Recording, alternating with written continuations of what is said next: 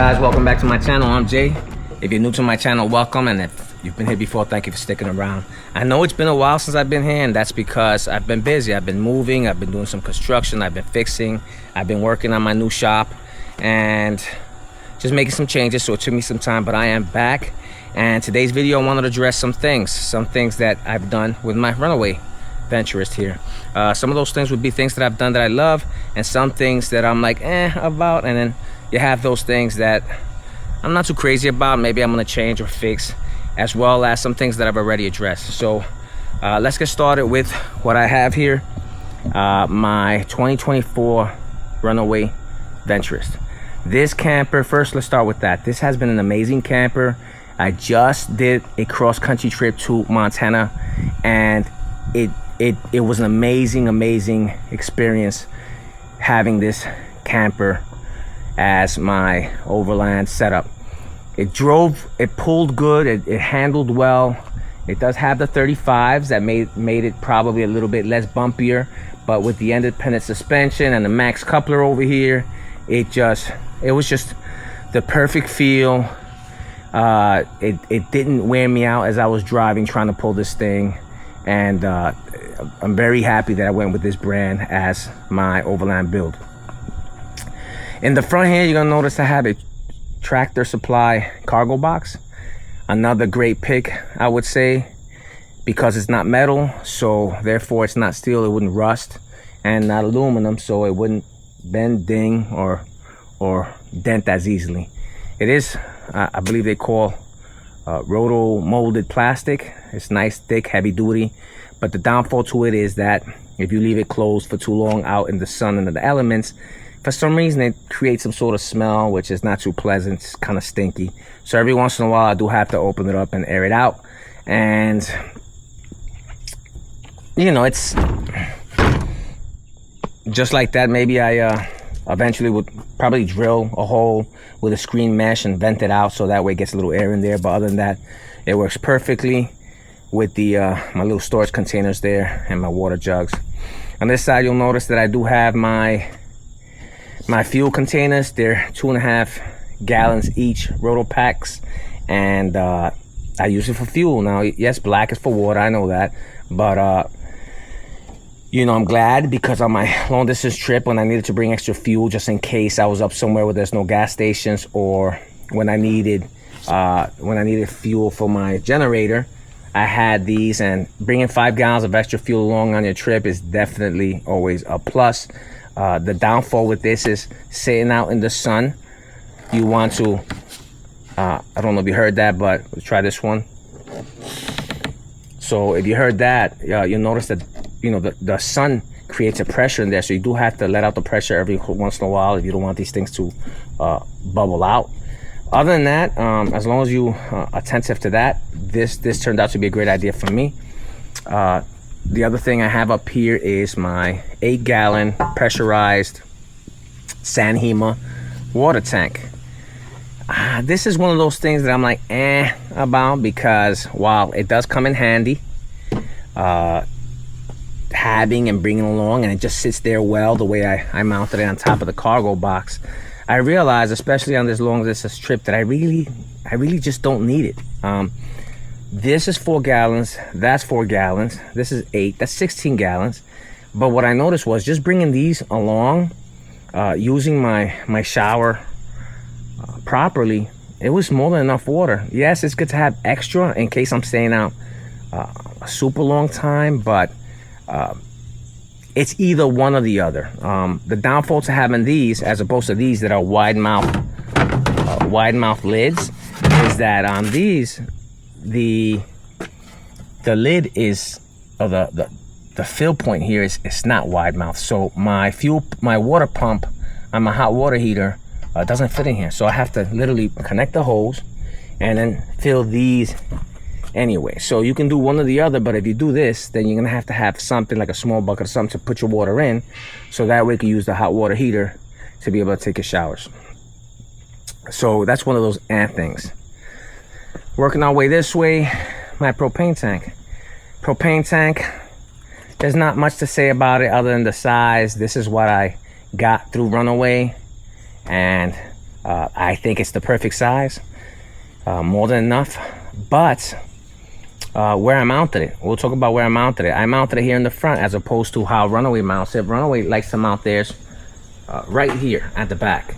I'm very glad I mounted mine here for a couple reasons. Number one, I don't have no bolts, intruding and going into the camper, taking up wall space. That's number one.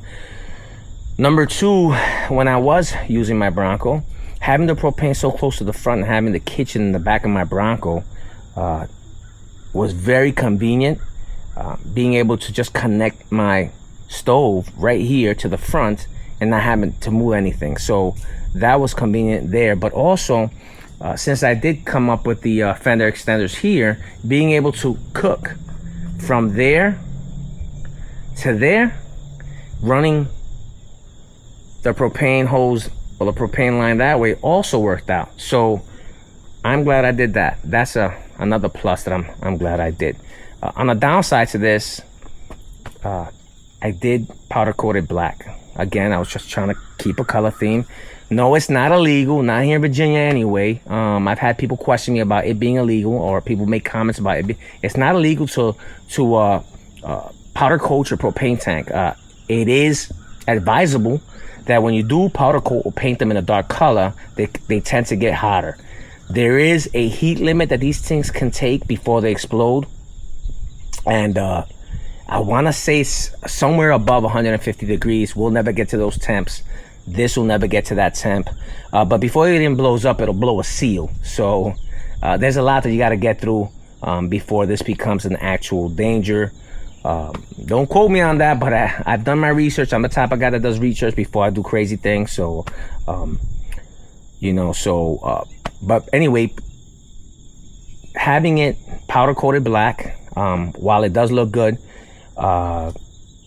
these little things over here, from my trip, as you can see, I got them there, little things with little rust spots, but I also got them here in the front of my Fender, and that's from climbing up mountains with gravel and driving at high speeds off-road and trying to get to the next destination.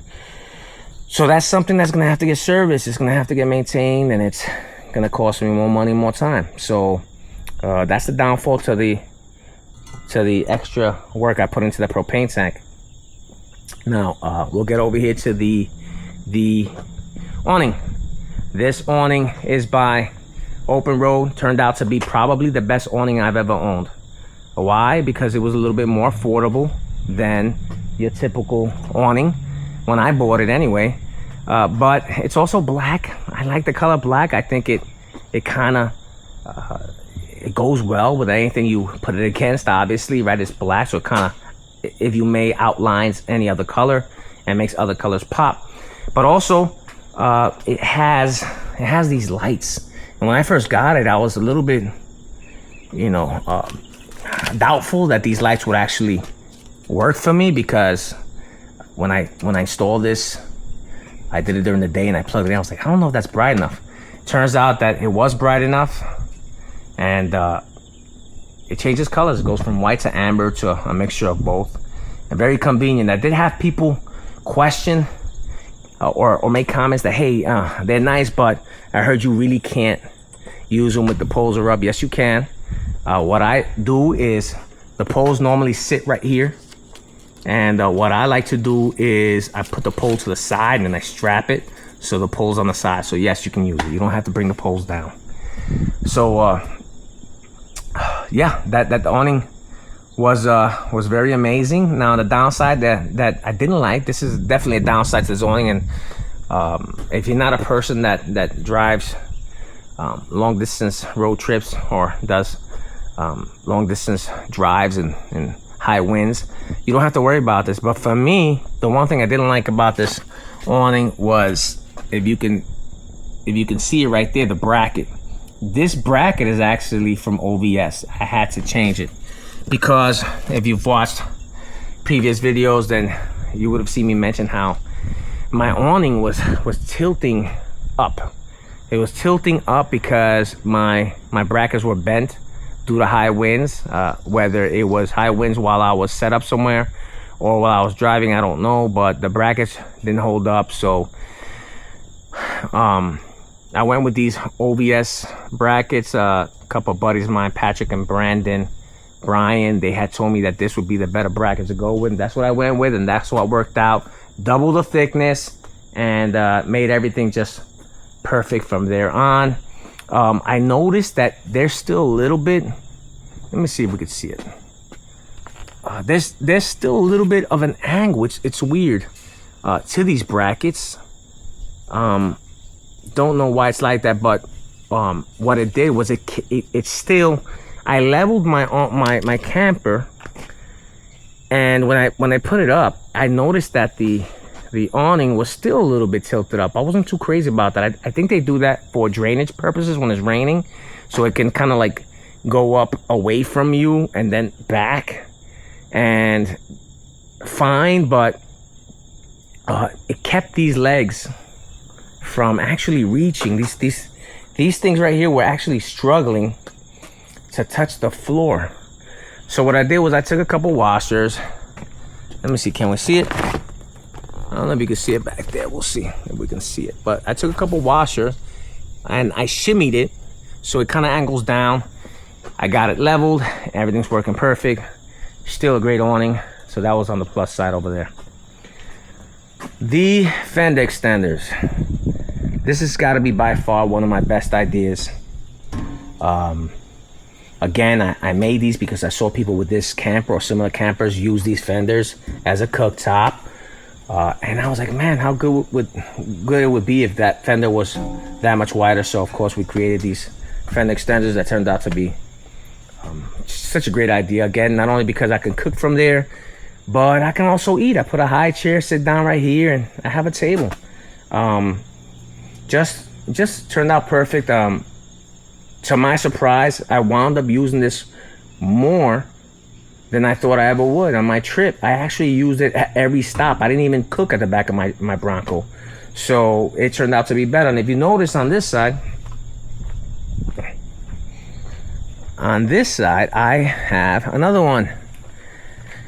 Now, yeah, this can be another cook area if I wanted to change my view or whatever, or eating place. But more importantly, here's my shower, and I'm able to put my clothes, my hot water heater, just everything here while I'm taking a shower. So this turned out to be just another great idea. If you notice, my hooks are aiming forward this way so that I can hang things such as laundry bag or just little sponges or whatever, whilst the other one on the other side has the hooks aiming forward, just like a grill, so you can hang up your utensils or whatever while you're cooking. So this turned out to be a great idea, and I'm super happy I did this. The shower, since we're still on the outside, we'll address the shower. The shower is by Sanhima. Amazing setup. I just love the way they did this, the convenience, the cover, the roof up here, the shade. There's a light as well, so that's another plus on that. It snapped up here. Let's snap it back in. The only downside to this, let's unzipper it, is that they give you, and I don't know if we're gonna be able to see this clearly, but they give you this little strap so you can hang up your spray nozzle from your shower. It doesn't work. I mean, it dangles and it just doesn't work. I wish there was something that I can put up there. So I'm still trying to figure it out. Maybe I'll create some sort of hook or a loop that might be able to hold it right here, but that's the only downside with that I'm not too crazy about. But other than that, the shower tent has these little pouches and stuff on. You can see all these on my install videos, but the shower tent turned out to be another super plus. Let's go to the inside.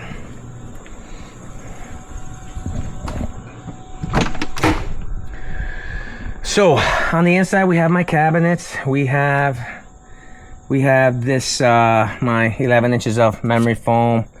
Very convenient, very comfortable. and I absolutely, like I said earlier, I absolutely love being in this camper.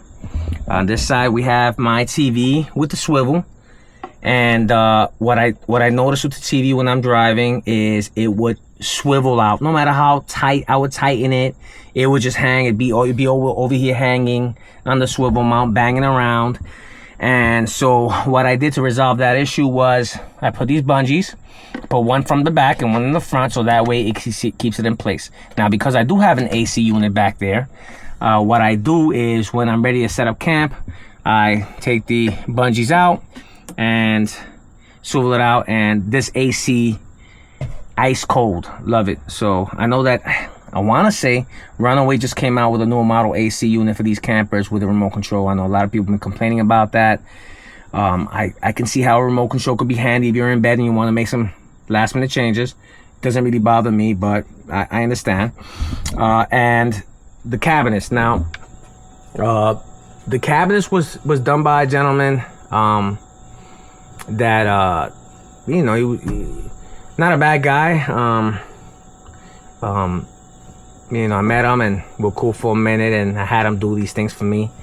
And the downfall with the cabinets was that during a little bit of shaking, the hustle and bustle, the, you know, hardcore driving, going up and down cliffs and mountains and hard trails and bumps, I had an issue with, well, first of all, I had an issue with this cabinet popping out.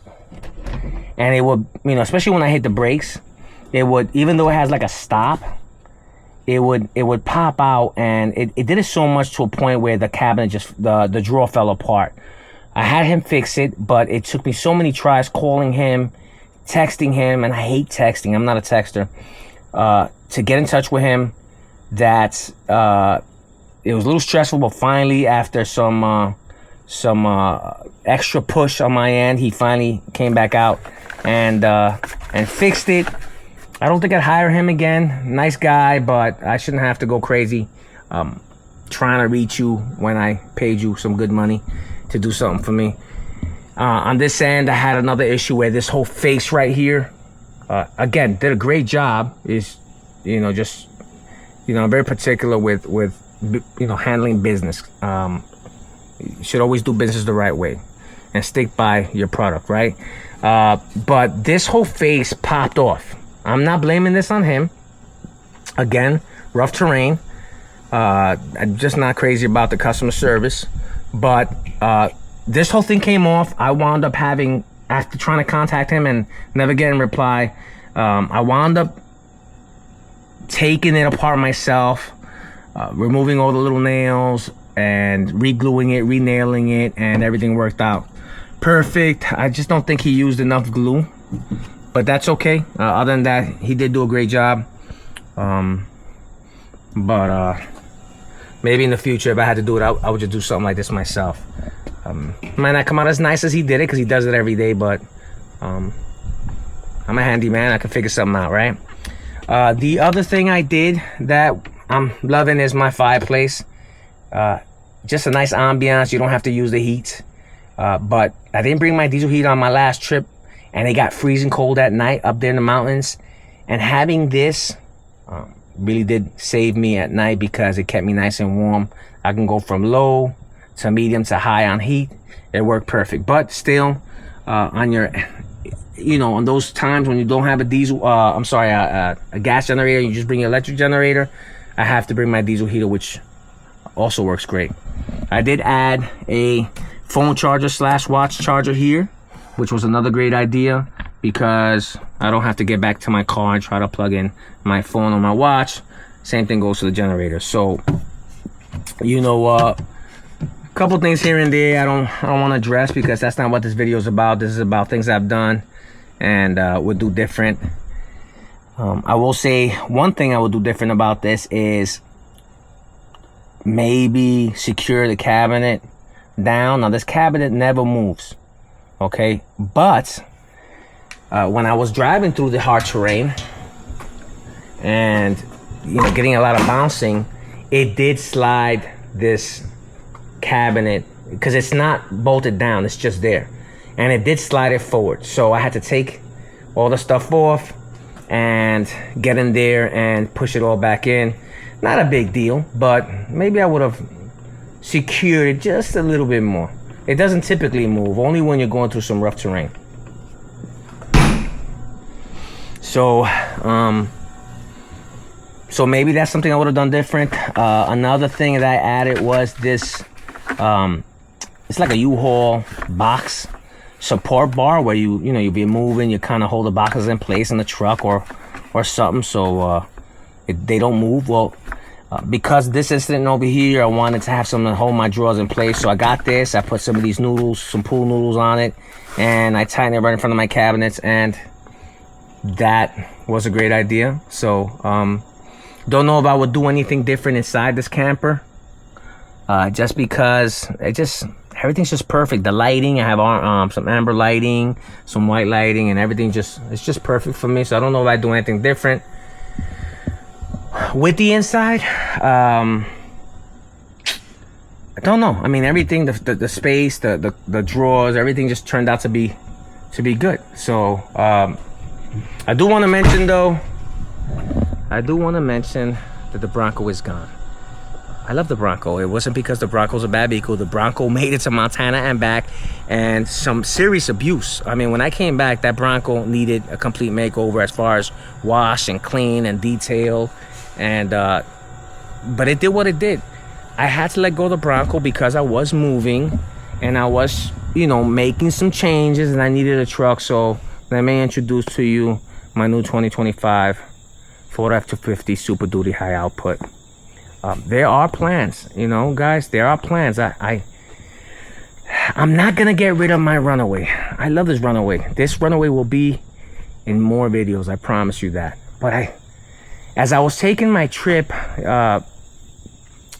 Brian and his dad came out with a bed camper, and I just saw the convenience of having the bed camper and being able to have all the amenities of a bed. So I wanna get a bed camper. I want to get a stealthy looking all black bed camper to go in the back of my new truck.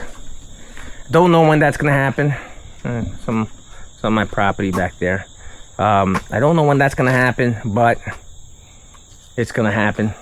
I can promise you that. And then I'll just change it up. Sometimes I'll use the bed camper. Sometimes I'll use the Runaway camper. Sometimes I'll be in a tent. While I got you here, guys, let me show you the new workshop. So again, I moved. It took me some time to do a lot of setting up and moving and some construction, but this is my new workshop. So I do have the garage over there. I did do some work over there, but it's not that important. Not important right now. This is the new workshop, and so if you see me doing reviews or installs, this is where you're gonna see it. This is my new setup. So I'm very, very happy with the way this turned out, as well as my new editing section here. So let's see. So there you go. So my new editing section over here.